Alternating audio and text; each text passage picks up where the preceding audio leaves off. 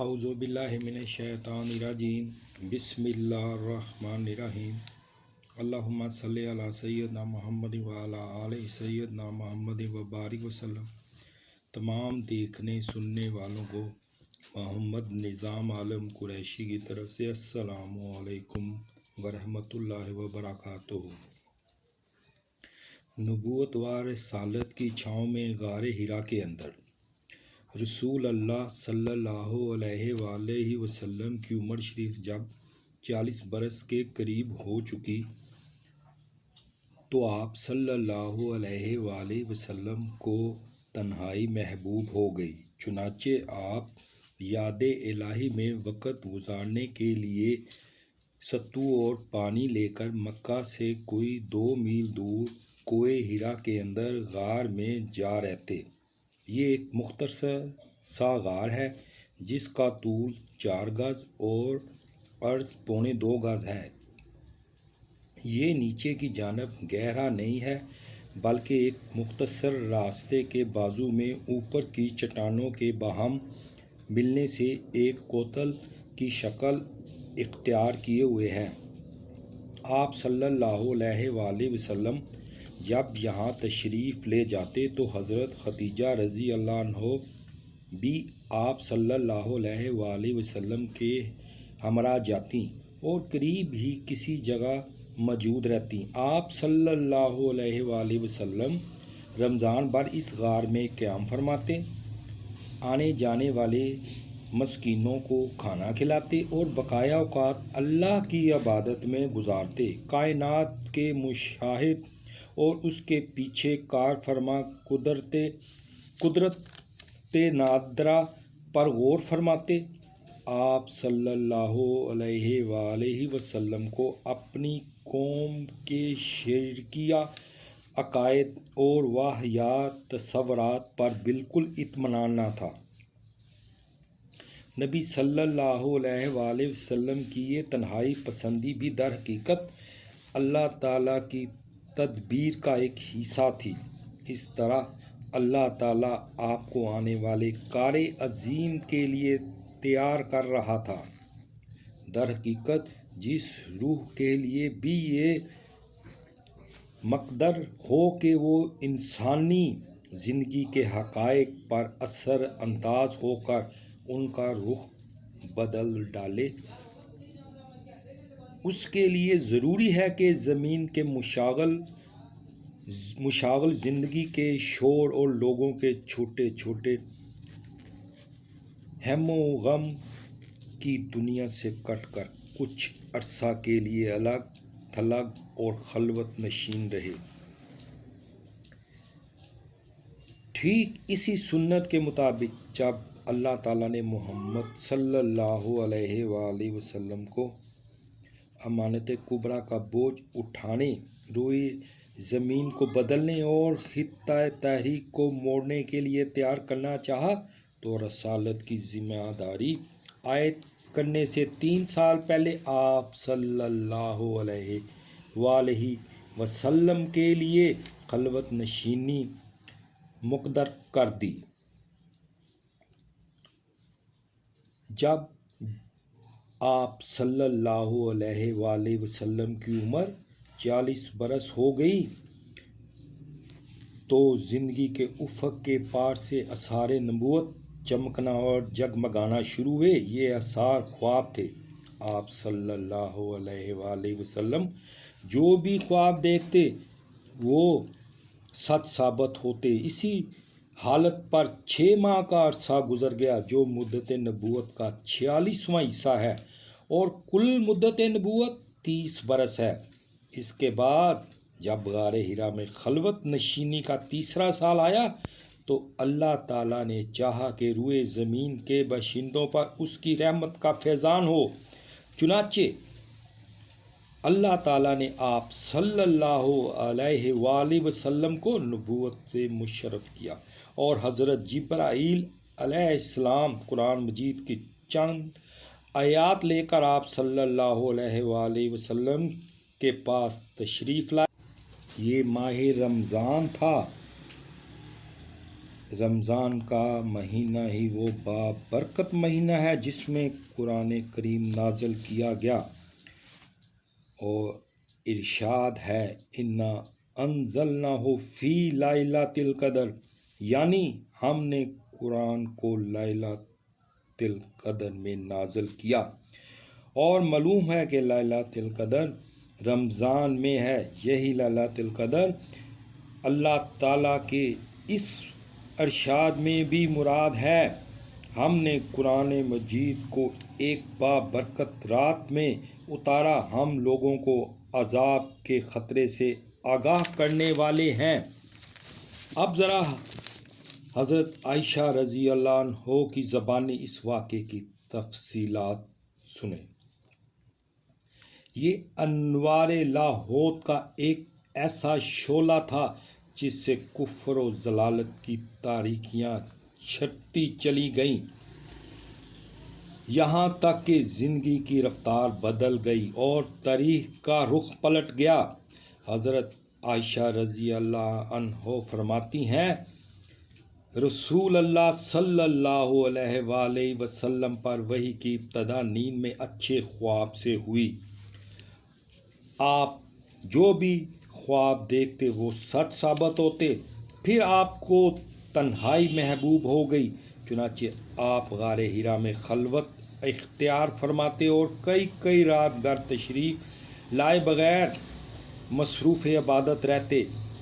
اس کے لیے آپ کھانا ساتھ لے جاتے، پھر کھانا ختم ہونے پر حضرت خدیجہ کے پاس واپس آتے اور تقریباً اتنے ہی دنوں کے لیے کھانے کو کچھ لے جاتے، یہاں تک کہ آپ کے پاس حق آیا اور آپ غار حرا میں تھے، یعنی آپ کے پاس فرشتہ آیا اور اس نے کہا پڑھو۔ آپ نے فرمایا میں پڑھا ہوا نہیں ہوں۔ آپ فرماتے ہیں کہ اس نے مجھے پکڑ کر اس زور سے دبایا کہ میری قوت نچوڑ دی، پھر چھوڑ کر کہا پڑھو۔ میں نے کہا میں پڑھا ہوا نہیں ہوں۔ اس نے دوبارہ پکڑ کر دبوچا، پھر چھوڑ کر کہا پڑھو۔ میں نے کہا میں پڑھا ہوا نہیں ہوں۔ اس نے تیسری بار پکڑ کر دبوچا، پھر چھوڑ کر کہا اقرأ بسم ربک الذی خلق خلق الانسان من علق اقرأ وربک الاکرم، پڑھو اپنے رب کے نام سے جس نے انسان کو لوتھڑے سے پیدا کیا، پڑھو اور تمہارا رب نہایت کریم ہے۔ ان آیات کے ساتھ رسول اللہ صلی اللہ علیہ وآلہ وسلم پلٹے۔ آپ صلی اللہ علیہ وآلہ وسلم کا دل دک دک کر رہا تھا۔ حضرت خدیجہ رضی اللہ عنہ کے پاس تشریف لائے اور فرمایا مجھے چادر اوڑھ دو۔ انہوں نے آپ صلی اللہ علیہ وآلہ وسلم کو چادر اوڑھ دی، یہاں تک کہ خوف جاتا رہا۔ اس کے بعد آپ صلی اللہ علیہ وآلہ وسلم نے حضرت خدیجہ رضی اللہ عنہا کو واقعے کی اطلاع دیتے ہوئے فرمایا یہ مجھے کیا ہو گیا ہے، مجھے تو اپنی جان کا ڈر لگتا ہے۔ حضرت خدیجہ رضی اللہ عنہ نے کہا قطعاً نہیں، باخدا آپ صلی اللہ علیہ وآلہ وسلم کو اللہ تعالیٰ رسوا نہ کرے گا۔ آپ صلی اللہ علیہ وآلہ وسلم صلہ رحمی کرتے ہیں، درد مندوں کا بوجھ اٹھاتے ہیں، تنگ دستوں کا بندوبست کرتے ہیں، مہمان کی میزبانی کرتے ہیں اور حق کے مصائب پر اعانت کرتے ہیں۔ اس کے بعد حضرت خدیجہ رضی اللہ عنہ آپ کو اپنے چچیرے بھائی ورقہ بن نوفل کے پاس لے گئیں۔ ورقہ دور جہالت میں عیسائی ہو گئے تھے اور عبرانی میں لکھنا جانتے تھے، چنانچہ عبرانی زبان میں حسب توفیق الہی انجیل لکھتے تھے۔ اس وقت بہت برے اور نابینا ہو چکے تھے۔ ان سے حضرت خدیجہ نے کہا بھائی جان آپ اپنے بھتیجے کی بات سنیں۔ ورقہ نے کہا بھتیجے تم کیا دیکھتے ہو؟ رسول اللہ صلی اللہ علیہ وآلہ وسلم نے جو کچھ دیکھا تھا بیان فرما دیا۔ اس پر ورقہ نے آپ سے کہا یہ تو وہی ناموس ہے جسے اللہ تعالیٰ نے موسیٰ علیہ السلام پر نازل کیا تھا، کاش میں اس وقت زندہ ہوتا جب آپ کہ قوم آپ کو مکہ سے نکال دے گی۔ رسول اللہ صلی اللہ علیہ وسلم نے فرمایا اچھا تو کیا یہ لوگ مجھے نکال دیں گے؟ ورقہ نے کہا ہاں جب بھی کوئی آدمی اس طرح کا پیغام لایا جیسا تم لائے ہو تو اس سے ضرور دشمنی کی گئی، اور اگر میں نے تمہارا زمانہ پا لیا تو تمہاری زبردست مدد کروں گا۔ اس کے بعد ورقہ جلد ہی فوت ہو گئے۔ اس کے بعد کچھ عرصہ کے لیے آپ پر وحی آنا بند ہو گئی۔ حافظ بن حجر رحمۃ اللہ علیہ فرماتے ہیں کہ یہ وحی کی چند روز بندش اس لیے تھی تاکہ آپ پر جو خوف طاری ہو گیا تھا وہ رخصت ہو جائے اور دوبارہ وحی کی آمد کا شوق و انتظار پیدا ہو جائے۔ چنانچہ جب حیرت کے سائے سکڑ گئے، حقیقت کے نقوش پختہ ہو گئے اور نبی صلی اللہ علیہ وآلہ وسلم کو یقینی طور پر معلوم ہو گیا کہ آپ خدائے بزرگ و برتر کے نبی ہو چکے ہیں اور آپ کے پاس جو شخص آیا تھا وہ وحی کا سفیر ہے، اور اس طرح وحی کے لیے آپ کا شوق و انتظار اس بات کا ضامن ہو گیا کہ آئندہ وحی کی آمد پر آپ ثابت قدم رہیں گے اور اس بوجھ کو اٹھا لیں گے۔ تو حضرت جبرائیل علیہ السلام دوبارہ تشریف لائے۔ صحیح بخاری میں حضرت جابر بن عبداللہ سے مروی ہے کہ انہوں نے رسول اللہ صلی اللہ علیہ وآلہ وسلم کی زبانی بندش وحی کا واقعہ سنا۔ آپ فرما رہے تھے میں چلا جا رہا تھا کہ مجھے اچانک آسمان سے ایک آواز سنائی دی۔ میں نے آسمان کی طرف نگاہ اٹھائی تو کیا دیکھتا ہوں کہ وہی فرشتہ جو میرے پاس غار حرا میں آیا تھا آسمان و زمین کے درمیان ایک کرسی پر بیٹھا ہے۔ میں اس سے خوف زدہ ہو کر زمین کی طرف جا جھکا، پھر میں نے اپنے اہل خانہ کے پاس آ کر کہا مجھے چادر اوڑھ دو، مجھے چادر اوڑھ دو۔ انہوں نے مجھ پر چادر اوڑھ دی۔ اس کے بعد اللہ تعالیٰ نے یا ایھا المدثر نازل فرمائی۔ وحی کی اقسام۔ اب ہم سلسلہ بیان سے ذرا ہٹ کر یعنی رسالت و نبوت کی حیات مبارکہ کی تفصیلات شروع کرنے سے پہلے وحی کی اقسام ذکر کر دینا چاہتے ہیں۔ نمبر 1، سچا خواب، اسی سے نبی صلی اللہ علیہ وآلہ وسلم کے پاس وحی کی ابتدا ہوئی۔ نمبر 2، فرشتہ آپ کو دکھائی دیے بغیر آپ کے دل میں بات ڈال دیتا تھا۔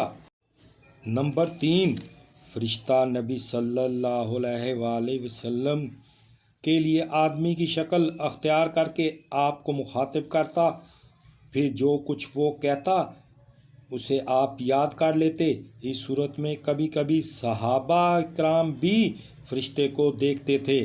نمبر 4، آپ کے پاس وحی گھنٹی کے ٹن ٹنانے کی طرح آتی تھی۔ وحی کی یہ سب سے سہل صورت ہوتی تھی۔ اس صورت میں فرشتہ آپ سے ملتا تھا اور وحی آتی تھی۔ تو سخت جارے کے زمانے میں بھی آپ کی پیشانی سے پسینہ چھوٹ پڑتا تھا اور آپ اونٹنی پر سوار ہوتے تو وہ زمین پر بیٹھ جاتی تھی۔ نمبر 5، آپ فرشتے کو اس کی اصلی اور پیدائشی شکل میں دیکھتے تھے اور اسی حالت میں وہ اللہ تعالیٰ کی رضا کے مطابق آپ کی طرف وحی کرتا تھا۔ یہ صورت آپ کے ساتھ 2 مرتبہ پیش آئی جس کا ذکر اللہ تعالیٰ نے سورۃ النجم میں فرمایا ہے۔ نمبر 6، وہ وحی جو آپ پر معراج کی رات نماز کی فرضیت کے سلسلے میں اللہ تعالیٰ نے اس وقت فرمائی جب آپ آسمانوں کے اوپر تھے۔ نمبر 7، فرشتے کے واسطے کے بغیر اللہ تعالیٰ کی آپ سے حجاب میں رہ کر براہ راست گفتگو، جیسے اللہ تعالیٰ نے موسیٰ علیہ السلام سے گفتگو فرمائی تھی۔ وحی کی یہ صورت موسیٰ علیہ السلام کے لیے نص قرآنی سے قطعی طور پر ثابت ہے، لیکن نبی صلی اللہ علیہ وآلہ وسلم کے لیے اس کا ثبوت قرآن کی بجائے معراج کی حدیث میں ہے۔